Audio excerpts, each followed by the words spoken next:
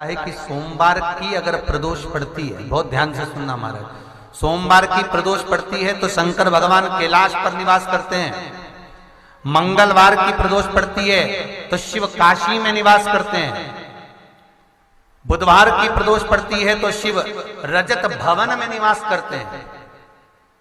गुरुवार की प्रदोष पड़ती है तो शिव गंगा के स्थल पर निवास करते हैं। शुक्रवार की अगर प्रदोष पड़ती है तो शिव नीलकंठ पर विराजमान होते हैं। शनिवार की अगर प्रदोष पड़ती है तो शिव शमी के वृक्ष के नीचे रहते हैं। और रविवार की जब प्रदोष पड़ती है तो शिव बेलपत्र के पेड़ के नीचे निवास करते हैं। महाराज, ये एकादशी शंकर से कह रही है कि आपका स्थान ये नहीं कि आप कैलाश पर मिले, उस बार को, उस तिथि के दिन, उस अनुकूल।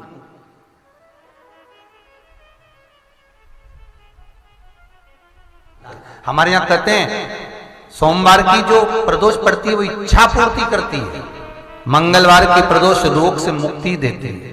बुधवार की प्रदोष कामना की पूर्ति करती है। गुरुवार की प्रदोष शत्रुओं का नाश करती है। शुक्रवार की प्रदोष सुख और शांति देती है। शनिवार की प्रदोष संतान का सुख देती है। और रविवार की प्रदोष जो काम दुनिया में कोई नहीं कर सकता वो अचूक फल की प्राप्ति रविवार की प्रदोष करा देती है। महाराज, ऐसी प्रदोषों का नियम वर्णन किया चाहिए। भगवान कहते ठीक है, तू थोड़ी देर खड़ी हो। एकादशी सम्मुख खड़ी हुई। पार्वती जी ने जिस अंगुष्ठ का जल पीने के लिए लिया था हाथ में, बस पीने ही वाली थी, शंकर भगवान ने वही हाथ में जल लेकर एकादशी के हाथ में उसको देकर कहा, ले, ये मेरे द्वारा निर्मित एक व्रत है जिसे त्रयोदशी के दिन तूने मांगा है, मैं तुझे देता हूं। आज इस व्रत का फल मैं तुझे प्रदान करता हूं। अब तू जिस जीवात्मा को लेकर जाएगी उसका पाप प्रबल नहीं होगा। किसी स्त्री, पुरुष, बालक, बुजुर्ग जो भी होगा जिसने प्रदोष का व्रत करा होगा, वो जीवात्मा को तू किसी फल की कामना से नहीं, स्वतः ही लेकर चली जाएगी।